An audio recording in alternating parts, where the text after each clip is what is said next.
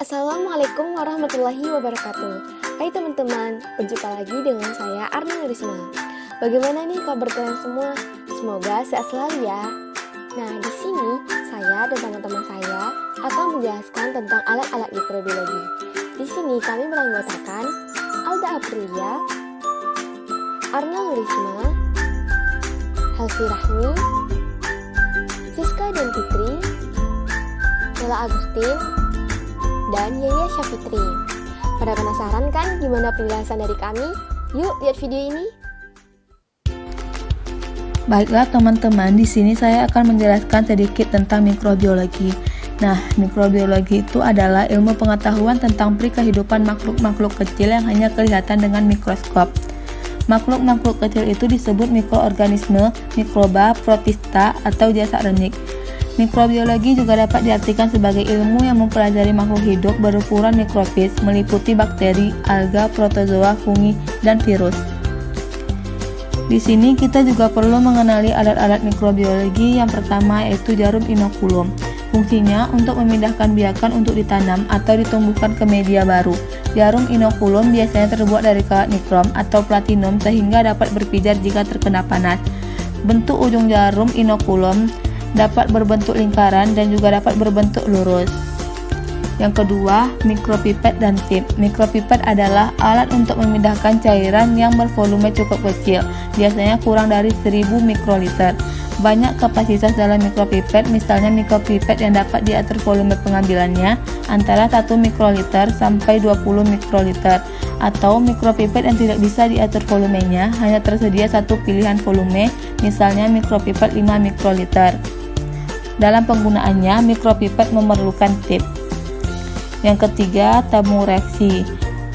Tabung reaksi digunakan untuk uji-uji biokimiawi dan menumbuhkan mikroba. Media padat yang dimasukkan ke tabung reaksi dapat diatur menjadi dua bentuk menurut fungsinya, yaitu media agar tegak dan agar miring. Yang keempat, labu Erlenmeyer. Fungsinya untuk menampung larutan, bahan, atau cairan. Labu Erlenmeyer dapat digunakan untuk meracik dan menghomogenkan bahan-bahan komposisi media, menampung aqueous, kultivasi mikroba dalam kultur cair, dan lain-lain. Ukuran labu Erlenmeyer yaitu 25 ml, 50 ml, 100 ml, 250 ml, 300 ml, 500 ml, dan 1000 ml.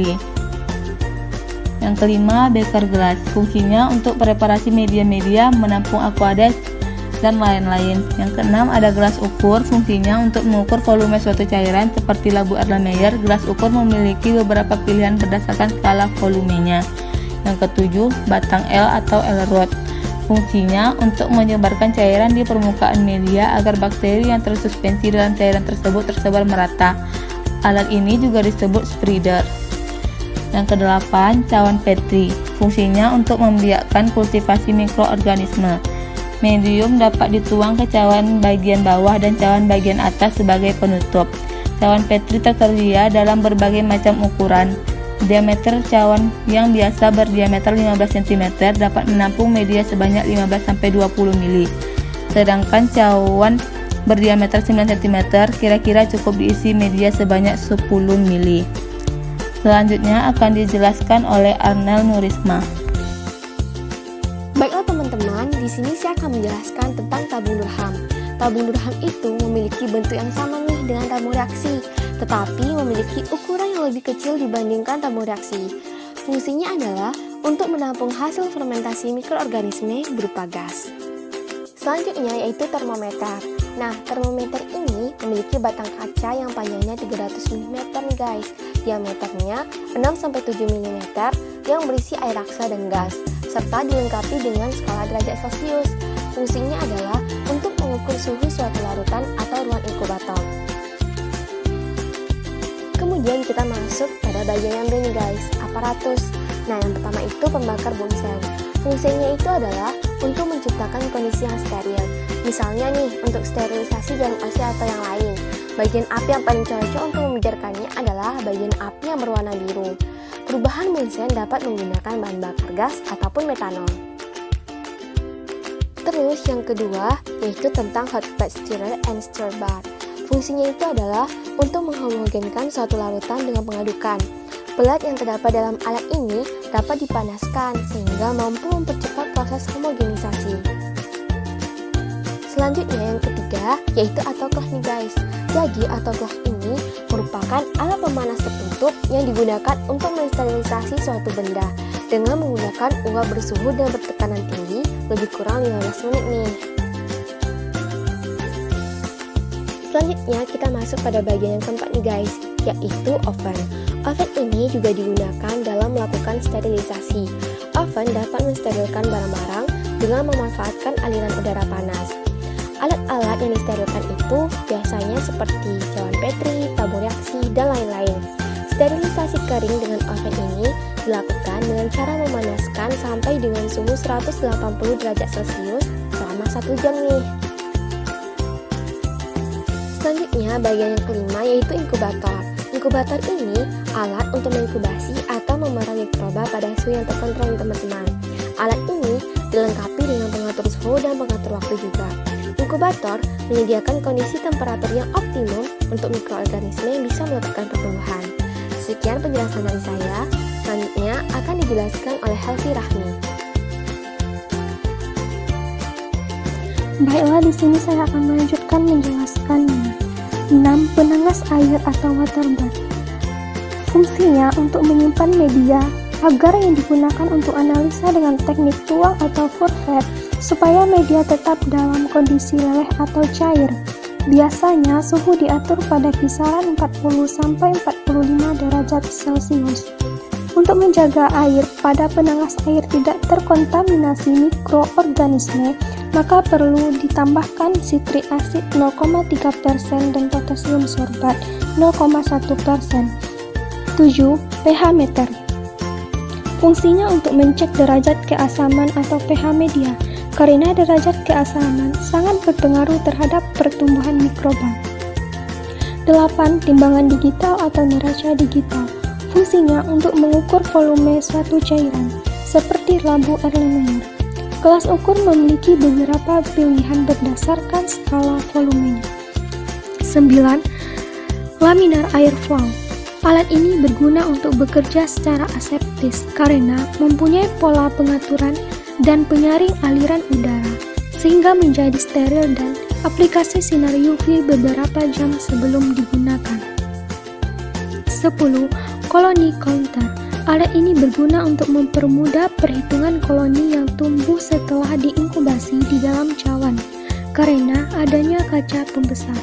Selain itu, alat tersebut dilengkapi dengan skala atau kuadran yang sangat berguna untuk pengamatan pertumbuhan koloni sangat banyak.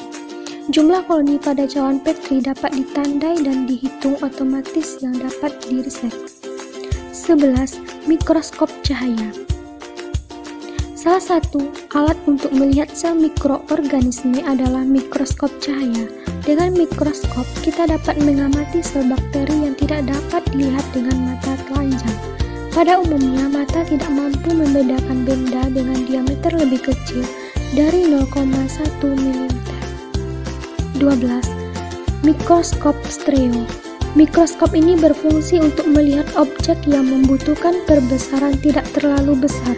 Di laboratorium mikrobiologi, mikroskop stereo biasanya digunakan untuk mengamati secara detail bentuk koloni dari jamur. Selanjutnya akan dijelaskan oleh Siska Dian Fitri. Desikator ini alat yang menjaga suatu material dalam kondisi kering dan menjauhkannya dari uap air. Selanjutnya, vortex. Vortex ini alat yang digunakan untuk mencampur sejumlah bahan dalam suatu botol. Lalu, sentrifugator. Sentrifugator ini alat yang digunakan untuk mempelajari struktur dan fungsi suatu komponen sel. Lalu, spektrofotometer, yang mana spektrofotometer ini alat yang dapat digunakan untuk mengukur tingkat kekeruhan suatu sampel kultur. Selanjutnya, dimasuki dengan cara kerja peralatan, yang mana yang pertama itu autoclave. Fungsinya untuk mensterilkan alat dembahan. Yang kedua, jarum OC, yang mana fungsinya untuk memindahkan atau mengambil koloni suatu mikrobia ke media yang akan digunakan kembali. Cara kerjanya itu, jarum OC disentuhkan pada bagian mikrobia, kemudian menggosokkan pada kaca preparat untuk diamati. Yang ketiga, Enkas, yang mana fungsinya sebagai tempat penanaman mikroba. Lalu cara kerjanya itu pengerjaan sampel dengan aseptis dan menekan udara bebas. Baiklah teman-teman, selanjutnya akan dijelaskan oleh Vela Agustin. Nah, cara kerja peralatan selanjutnya akan dijelaskan oleh saya, Vela Agustin. Yang keempat ada inkubator yang fungsinya sebagai tempat menyimpan hasil penanaman mikroba. Nah, cara kerja dari inkubator ini yang pertama, hubungkan kabel power ke stop kontak, kemudian putar tombol power ke arah kiri. Nah, lampu power hijau akan menyala. Kemudian, atur suhu dalam inkubator dengan menekan tombol set. Sambil menekan tombol set tersebut, putarlah tombol di sebelah kanan atas tombol set hingga mencapai suhu yang diinginkan. Setelah suhu yang diinginkan selesai diatur, nah lepaskan tombol set tersebut. Selanjutnya, inkubator akan menyesuaikan settingan suhu secara otomatis setelah beberapa menit. Yang kelima, ada magnetic stirrer. Nah, fungsi dari magnetic stirrer ini untuk menghomogenkan suatu larutan dengan pengadukan. Cara kerjanya, yang pertama, hidupkan alat dengan menekan tombol logam. Yang kedua, ambil stirrer atau batang magnet dan masukkan pada larutan. Ditempatkan di dalam Erlenmeyer atau beaker gelas yang akan dihomogenkan. Selanjutnya, letakkan tepat di bagian tengah papan besi. Ubah tombol di sebelah kanan untuk mengatur kecepatan. Nah, lihat tanda panahnya untuk mengatur sesuai yang diinginkan. Selanjutnya, ubah tombol di sebelah kiri untuk mengatur suhu. Waktu penggunaan disesuaikan dengan kebutuhan.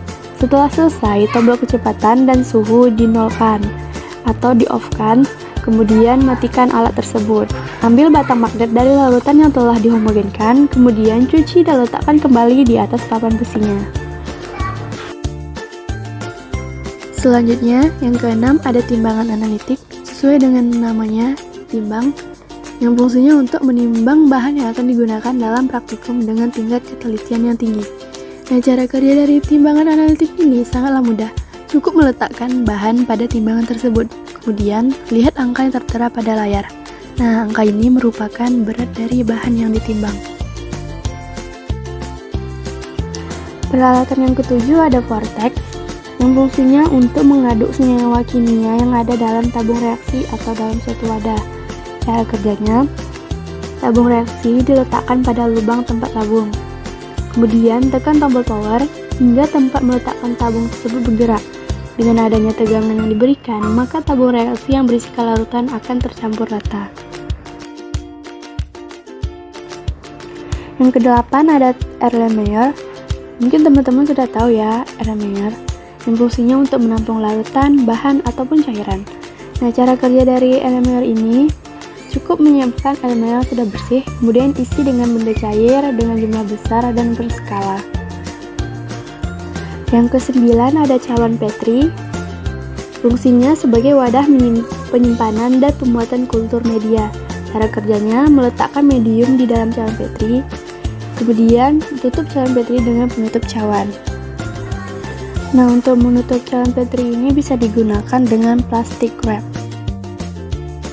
Yang ke-10 ada tabung reaksi. Siapa sih yang nggak kenal dengan tabung reaksi ini? Fungsinya untuk mereaksikan dua atau lebih larutan atau bahan kimia. Nah, ini juga bisa digunakan untuk wadah pengembangan mikroba, misalnya dalam pengujian jumlah bakteri. Cara kerjanya, yang pertama, sterilisasikan alat yang akan digunakan untuk melakukan percobaan. Kemudian, masukkan tabung reaksi yang telah disterilkan pada rak tabung reaksi. Nah, selanjutnya baru masukkan bahan atau larutan yang akan dilarutkan pada tabung reaksi. Yang ke-11 ada aluminium foil yang fungsinya sebagai penutup Erlenmeyer atau tabung reaksi. Cara kerjanya, ambil aluminium foil secukupnya. Letakkan pada bibir Erlenmeyer maupun tabung reaksi. Kemudian rekatkan sampai tertutup rapat. Plastik wrap yang fungsinya untuk menutup wadah atau cawan Petri yang sudah berisi media yang akan diteliti. Nah, cara kerjanya yang pertama, ambil plastik wrap secukupnya. Kemudian tutup cawan Petri yang berisi media atau bakteri, rekatkan sampai kencang. Selanjutnya ada pinset. Nah, fungsinya untuk mengambil benda dengan menjepit, misalnya saat memindahkan cakram antibiotik. Cara kerjanya, Bahan yang akan diambil dijepit dengan pinset dan kemudian tengah-tengahnya ditekan lalu diambil benda tersebut. Baiklah teman-teman, saya akan melanjutkan presentasinya. Yang ke-14 itu ada jangka sorong. Jangka sorong ini berfungsi untuk mengukur panjang suatu benda dengan ketelitian hingga 0,1 mm. Cara kerjanya adalah sebagai berikut.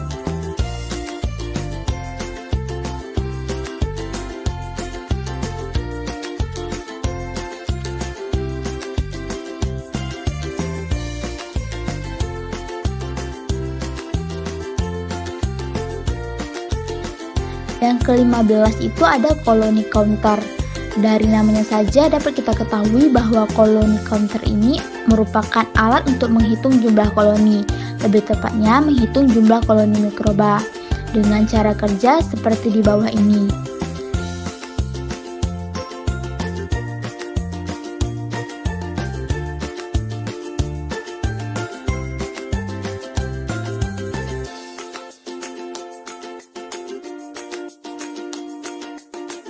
Yang ke-16 itu ada mikropipet.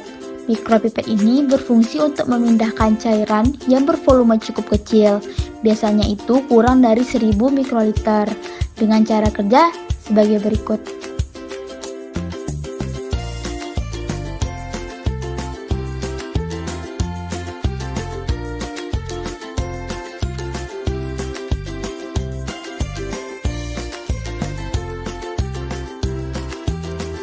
Yang ke-17 itu ada pula tip atau ujung mikropipet yang berfungsi sebagai tempat untuk cairan dalam ukuran 1 mikroliter sampai 20 mikroliter.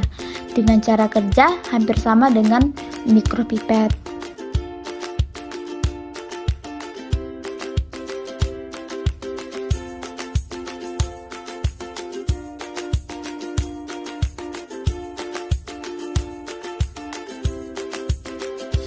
Yang ke-18 itu ada rak tabung reaksi. Seperti namanya, dapat kita ketahui bahwa fungsinya itu sebagai tempat penyimpanan tabung reaksi agar posisi tabung tersebut tetap tegak. Cara kerjanya itu dengan meletakkan tabung reaksi secara tegak lurus dalam jumlah yang cukup banyak atau sesuai dengan lubang yang tersedia pada rak tabung reaksi. Yang ke-19 itu ada Bunsen, di mana Bunsen ini berfungsi untuk memanaskan medium, mensterilkan jarum inokulasi, dan alat-alat yang terbuat dari platina dan nikrom, seperti jarum platina dan os.